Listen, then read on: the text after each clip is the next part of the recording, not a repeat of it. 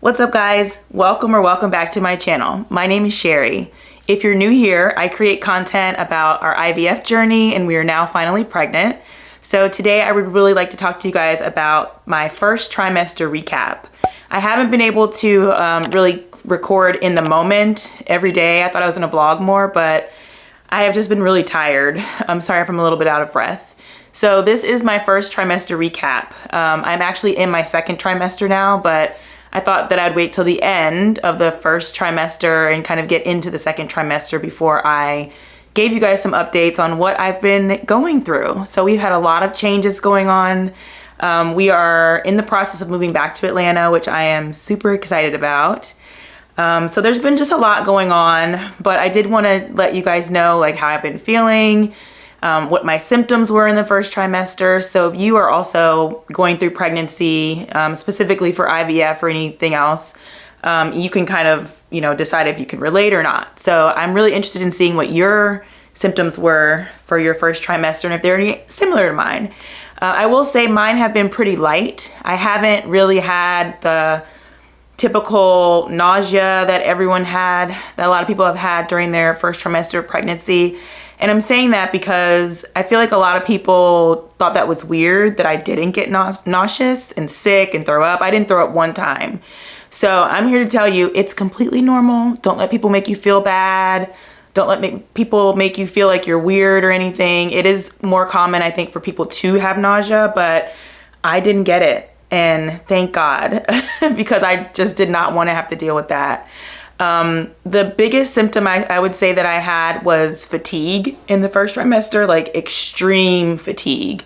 Felt like I got hit by a bus type of fatigue. So that was a little rough because like I had no energy to do a lot of things. And I would have to, work and then take a little nap here and there. I would probably take like 2 or 3 naps a day. So that has gotten better in my second trimester. I have some notes here, so if you see me looking at my phone, I'm just referring to my notes. So yeah, that is what I experienced. That was the biggest thing for me that was different. I also want to say that I think I do really understand now why people wait so long to announce their pregnancies. We didn't announce until I was probably like, I don't know, 4.5, 5 months pregnant, because people are just mean. People will try to discount your pregnancy if you're not sick. I appreciate the people like checking on me to ask if I'm okay, but like, it's just a lot of unsolicited advice. It's a lot of, oh my gosh, you're not having nausea or you're not showing yet. Like everyone wants to compare you to maybe what they experienced during pregnancy. And that compare game is super annoying. So if that happens to you, just ignore it. People only know what they know. And I really understand now why people keep their pregnancies to themselves for a while. We just didn't want, we've never been pregnant before. That's why we kept it to ourselves for so long. And we just wanted to get through the first trimester without the stress of a lot of people asking, how are you doing? How's it going? Everything. And just in case we had any issues or complications, we just didn't want to have to tell that on top of everything else. So to each their own. Some people tell right away and some people hide it. We did share with our families when I was probably maybe 10 or 11 weeks pregnant, I think. It just got harder to keep a secret. So that's why we kind of held it from our families, but then we had to ask them not to share, after that. But you just share when you want to. So let's get into a little bit more into some of the symptoms that I was having. So I'm just gonna look at my phone here. I have some notes. So I have under overall health and wellness, any illness, I didn't have morning sickness. I talked about the fatigue. I was super moody. I think I probably am still a little bit moody, but I was already on IVF hormones for the longest. So I can't tell if it was pregnancy or if it is just me. But I did notice that everything was really irritating to me, probably more than normal. I will say that I experienced an elevation in moodiness. I just didn't have patience for a lot. And I think that means you have to guard that time for yourself as well. You know, I really didn't want to be around anyone or any groups of people or anything that I knew stressed me out or brought me stressed. So I really tried to guard that as best as I could, especially during that time of kind of being irritable, and even just explaining to my husband, like, hey, I'm really moody, so I'm sorry in advance, Talashi. But I'm just gonna be a little bit moody and irritable. So you have to just like be aware of that. I do have a therapist, so that helped a lot to talk to her about, you know, my feelings and the way I'm feeling and all these things. But if you don't have a therapist, I encourage you to try to find someone or have a friend who's very objective and, you know, can listen to you while you're kind of going through these different emotions. I'm sorry if you can hear the people cutting the grass. Of course, they want to do that when I'm recording. Anyways, so that was one thing that I really noticed too, was just like overall moodiness. So in the spirit of health and wellness, some of the vitamins and supplements that I was still taking, my prenatal vitamin, I think I might have mentioned in another video that I switched to all liquid vitamins. Well, not all, but majority of liquid, or like the gel cap vitamins. I just wanted things to hit my system a little bit faster. So I switched to the prenatal vitamin. I'll link it down below, but it's the Mary Ruth's prenatal vitamin. It's a liquid, very easy on the stomach, no nausea. I don't do very well with prenatal pills. They do make me nauseous. So the liquid was perfect, tastes good. You can take it on an empty stomach, but I would try to eat a little bit before just in case, but you can take it on an empty stomach. So that was super convenient considering sometimes I'm just busy. I'm also taking vitamin D, vitamin E. I take a methylated folate because my body doesn't process folate the same, just like in the regular form. So I have to order that from like a specialty pharmacy. And in the first trimester, I was still on quite a few medications from my reproductive immunologist, as well as still under the care of my reproductive endocrinologist or my fertility doctor. So I was taking estrogen shots and progesterone and oil shots, which I am so glad I'm done taking those because that was a pain, literally a pain in the butt. So I graduated from my fertility clinic when I hit 10 weeks, I believe, but I was still under the care of my reproductive immunologist for a while. So I was on a lot of medications. And so that leads me to my next symptom, which was just my skin. I think I was just on so many hormones and supplements that my skin was just like, what are you doing? I didn't have like acne per se, but I did have a lot of extra texture in my skin. And so that was kind of driving me crazy because I'm not used to it. I had a really good skincare regimen before I got pregnant. And since I got pregnant, I couldn't use some of those same products. So I did find some more pregnancy friendly items that I like to use, and they're all by The Ordinary, if you've heard of that brand before, and they're all pretty pregnancy safe. But I'm not a medical doctor, so make sure you talk to your doctor about these if you decide to use them, just to make sure that you know, you're not risking anything with your pregnancy if you are pregnant. So I was using lactic acid and azelaic acid and glycolic acid on top of my regular skincare, which is, you know, my Kiehl's calendula cleanser, and then I have a moisturizer by Kiehl's as well. I'll link all that stuff below. But with that, if you'd like for me to do a more in-depth pregnancy skincare routine video, just let me know. I'm happy to show you guys what I do, my process. It's not very lengthy. I don't have time for like 10 steps, but it might be 5, but it's not 10. So as soon as I stopped all those medications and I started using the new skincare routine that I tried out regularly, the texture of my skin went away. Let me feel. Yep, it's pretty much gone, but I could see it and people would be like, you're just, you know, imagining things or whatever. But you know yourself, I know my skin, and my skin was never that bumpy before. It just felt like texture under, like just texture. Yeah, it just felt like, you know, bumps. But you know, these things happen when you're pregnant. So, you know, it wasn't something that I was like down and out about. It was just something that I was like, let me just try to do something for myself to make myself feel better. And something that's also safe for the baby, of course. So that is what I experienced with all those medications. Now I want to talk about like physical body changes. You guys, I did not start showing until I was probably 5 months, and it was like the teeniest little pouch, and I'm still small. I'll show you at the end. But I'm carrying pretty small. You know, this is my first pregnancy. I'm pretty tall. I'm 5'10". I'm pretty slim as well. So I have to say, baby has been really good to me so far. You know, I haven't had a lot of weight gain. I think I've probably gained, I don't know, maybe like 7 pounds by now. And I'm gaining it, like, it's because your placenta holds some weight, the baby has some weight, and the amniotic fluid adds some weight. So it's not really like in my body a lot per se, as much as it is focused like on the baby. Now I will say my breasts, yes, that's probably where I've gained the weight. I am definitely not able to wear a lot of my older bras. I am wearing mostly sports bras throughout the day because that they give me the most support. It's the most comfortable, and that's just the way it is. So you just find what's comfortable for you. So physical changes other than the skin texture and the skin issues that I was having, I hadn't had any like major physical changes or anything like that. Food, I did not have any food aversions.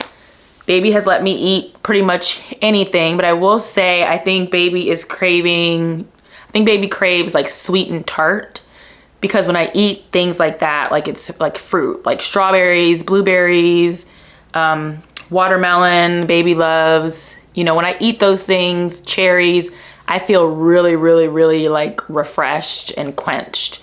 I've been trying to avoid sugar as much as I can, but it is hard. You know, we've had a lot going on with moving and trying to prepare to move. So it's been really hard to focus on eating super healthy all the time. I try my best to eat healthy. So I have had some sugar. What am I gonna do? It is what it is. But when I do have sugar, like lemonade or anything like that, baby just loves that. I mean, I drink water all day, and I do not feel as quenched as I do when I'm drinking something sweet and tart. Baby loves Sour Patch Kids too. So I just try to limit myself, but I try not to completely cut myself off from things because it just is what it is, you know? I mean, for the most part, I've been eating really healthy for breakfast. I'll always try to eat like an oatmeal with some fresh fruit in it of some kind, like strawberries, blueberries, or maybe some banana in it. Or I'll have a fruit parfait, like a non-dairy yogurt parfait. So I use non-dairy vanilla yogurt, and then I'll put strawberries, blueberries, maybe some chia seeds and granola in there for some protein. And Talashi and I both like to eat those. So that's usually what I crave, and I can eat that probably almost every day for breakfast. If I feel like I need a little bit extra, I might have a hash brown or a boiled egg or something to go along with it, just to kind of get me to lunchtime. But I haven't had any aversions. I've been able to eat everything that I like. I have been trying to cut out like as much red meat as possible. I don't really eat a lot of red meat, but every now and then I might have like a bite of Talashi steak or something. But I've tried to just stick to mostly fish and chicken for the most part.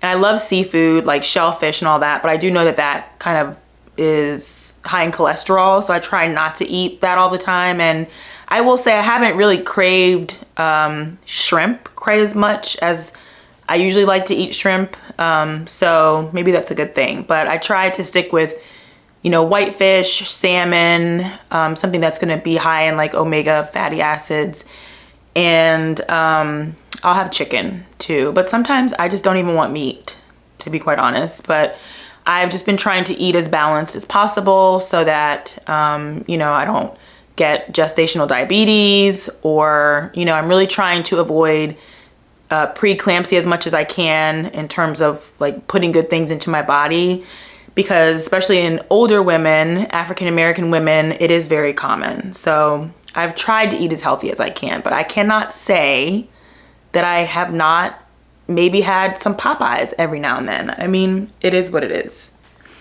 So, just to let you guys know how the baby is doing. So in the beginning of the first trimester, we did have a very small subchorionic hematoma that was growing in my uterus. And it's basically like a bruise that is very common in IVF pregnancies. You just don't want it to get bigger than the baby. So we did watch that very closely. My reproductive immunologist was very adamant about me having IVIG infusions to kind of help counteract that. So I did that one time, and it took like 4 or 5 hours of just sitting there with an IV infusing into your body. But I will say that my subchorionic hematoma was always very small. None of my other doctors were really worried about it, and it is very common. My OBGYN wasn't too worried about it. So it did go away on its own. It dissolved. I didn't have any kind of bleeding. I never had any bleeding in my first trimester or anything like that. So it was all internal, and the baby just kept growing and growing and outgrew the subchorionic hematoma, and it eventually just went away.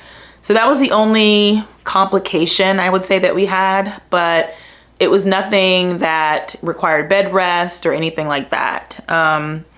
We did have to do weekly ultrasounds in the first trimester at the request of my reproductive immunologist. So that was a little daunting. We did weekly ultrasounds and weekly blood work, but he monitored me so closely, and he told me, he was like, listen, I'm gonna be paranoid for you. So I know this seems like a lot, but if we can like get in front of any issues that happen before they happen, then, you know, that's what we wanna do. So I was also on some other medications as well. I was on Plaquenil, prednisone.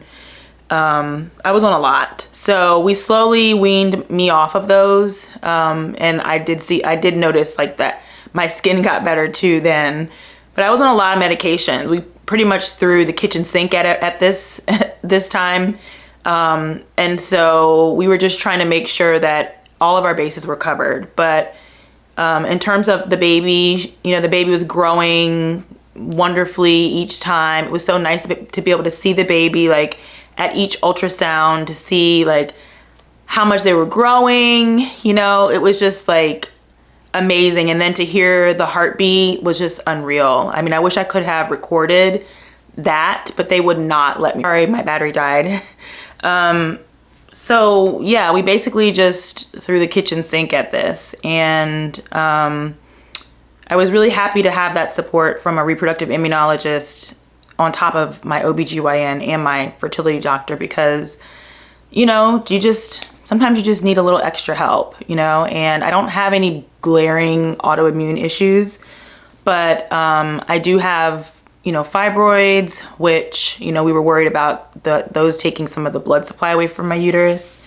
My reproductive immunologist did find that I had like this active anti-ovary.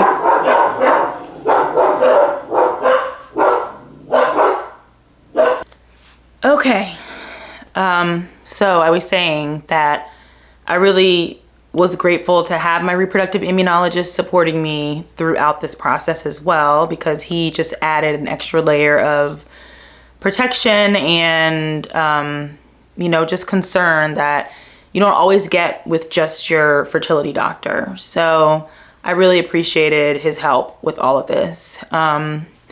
But yeah, then I was able to wean off of a lot of those medications that I was taking. I am still taking the vitamins from all those supplements, everything that I was taking. So like I mentioned, prenatal vitamin D, vitamin E, the methylated folate. I do take fish oil as well, twice a day. But other than that, you know, I'm not taking any more injectable medications, thank God. And it's been pretty uneventful, you know? I mean, as uneventful as it can be, considering everything that I went through with IVF and just trying to get to this point. I'm really, really grateful to be able to have such a healthy baby. We did our anatomy scan at 20 weeks, and it was like the cutest thing, because the baby had gotten so much bigger then, and it took a while because the baby was just moving so much, turning their head away from the camera, covering their face up. It was just so cute to see the little personality developing. And we did get to try like a little bit of a 3D ultrasound, so we were able to see a couple of little cute facial features. I do think The baby has daddy's nose. So that's really cute, so cute. And then now I am 24 weeks pregnant. So I've reached viability, which you reach at 24 weeks, which means that if the baby was to be born, they would have to try to resuscitate the baby at this point. Anything usually before that, it just depends on the hospital too. They will not intervene. So I reached viability, which is great. So now that makes me 6 months pregnant. And I'm just so blessed to be 6 months pregnant. I did want to touch on fashion for the first trimester. So like I said before, I did not start showing until like almost 5 months pregnant. So I was pretty much in my second trimester when I started showing. And so what I really enjoyed wearing was just my regular clothes minus jeans. Like I couldn't really wear the pants because my stomach started to feel like really uncomfortable if I wore anything too tight on my belly. I was still able to hide my belly for the most part, but I just tried to wear like leggings that were high-waisted. Anything with a high waist is gonna be your best friend. So I had a lot of like 2-piece sets from, you know, places like Fashion Nova that were like a long oversized tee with the leggings to match, or you can just wear an oversized tee with leggings. I really enjoyed wearing things like that, mostly around the house. Sweatpants were my favorite friend, and I would just try not to look so bummy all the time. So maybe I would just put on leggings instead that were a little bit more fitted. But I just wore regular clothes. I would just say the first trimester is a good time to start planning for what you want to buy for maybe your second and third trimester. Also, you don't know how big you're going to be. So that's why I didn't like rush out and buy a bunch of stuff. I will say you'll probably need new bras in your first trimester. So you'll probably need like a larger size. So you could get new bras. You could probably get new underwear as well that are a little bit bigger, have a little bit more room in them, so that when your belly does start growing, you know, they can either sit like on top of your belly or just right underneath without being uncomfortable or cutting into you too much. So I would say like buy things for your body, for you, like getting bigger, not so much the baby yet, because you don't know how big you're gonna be. Then I would start planning, especially once you like hit that second trimester, whenever you start showing is a good time to start buying a couple of pieces. I personally am not trying to buy a lot of maternity clothes. I would rather just size up in certain things because I'm only gonna be pregnant for 9 months. And if we try for baby number 2, I can just rewear all the things that I bought. So I don't wanna buy a whole bunch of like things that I'm not gonna wear after having babies is over. I would just rather size up. So I am usually like a medium. I would just buy large and things and maybe just keep those for your maternity clothes and postpartum, because you know, who knows how long it will take for baby weight to come off. So I would start planning for that. I would just start with pants, just buy like comfortable maternity leggings or high-waisted leggings that you know might go over your belly and not cut into your belly. Planning for the bottoms, like the pants that you're gonna wear, is really important. Depending on if it's summer or winter, I'm pregnant in the summer, so I really didn't plan to buy a lot of jeans or anything like that. You can wear your jeans with like, I think they sell these little like expander belts you can wear, so you can wear your same jeans, but it's just hot. I don't want to wear jeans like that in the summer. So for me personally, I started planning for dresses, like casual dresses that I can throw sneakers on with, or you know, like longer, like maxi kind of stretchy dresses. Anything stretchy is gonna be a good place to start. I have found some really cool maternity friendly dresses. I'll link that down below in my like to know it for you. Some dresses I've gotten off of Amazon. This dress I have on now is from Skims.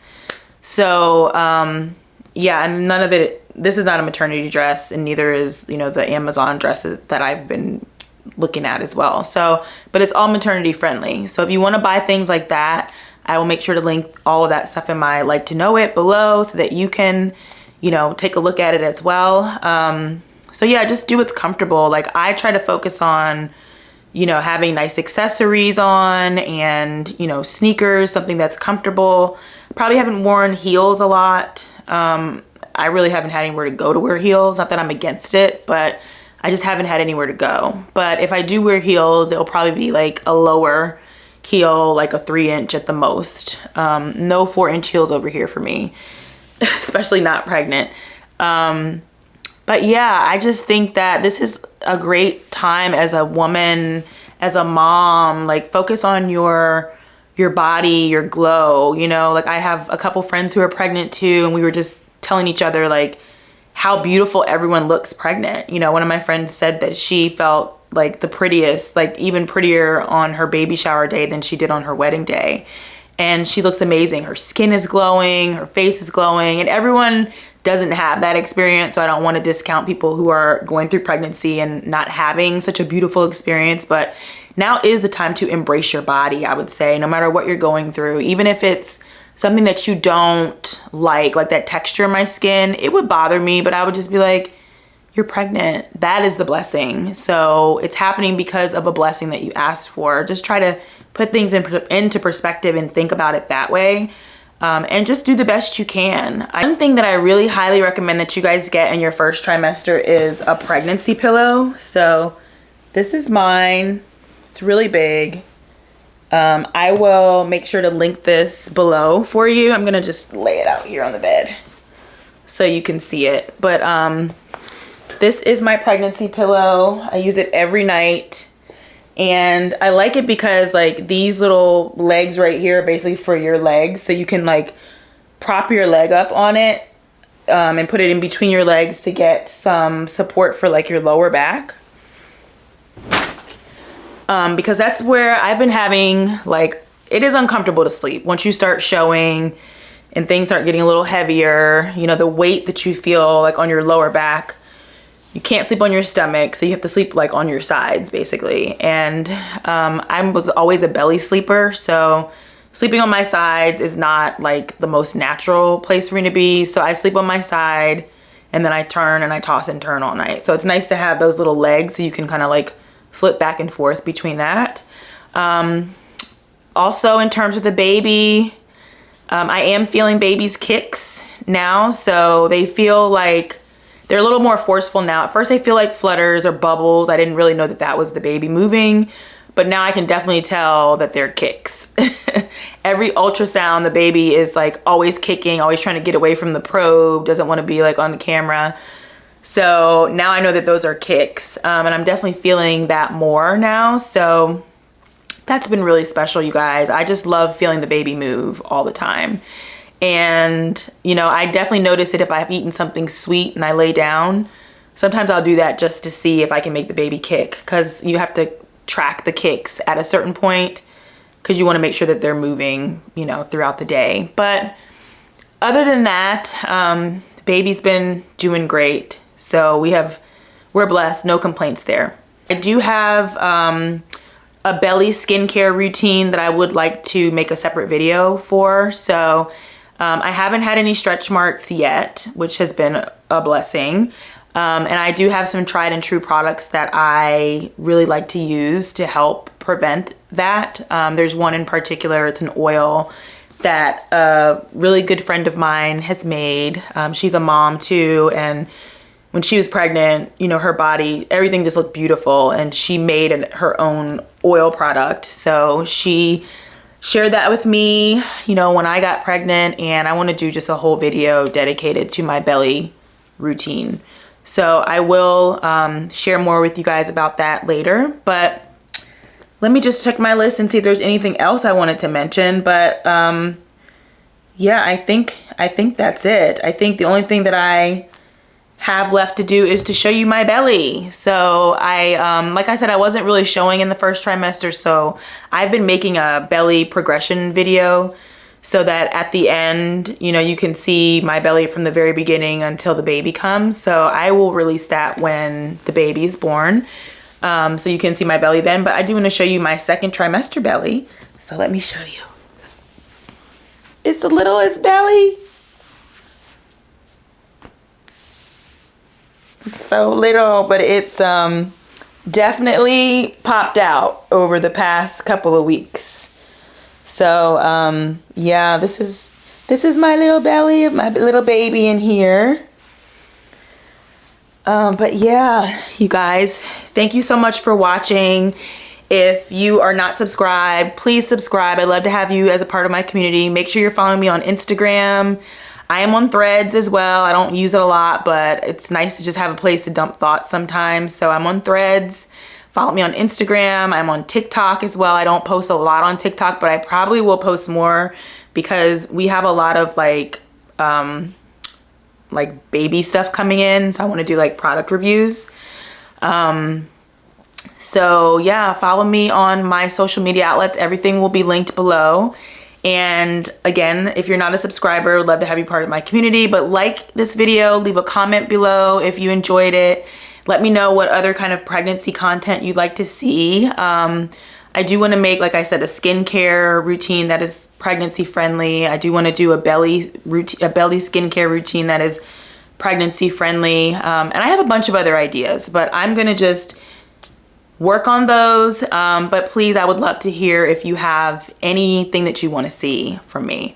So thank you for watching, and I'll see you in the next video.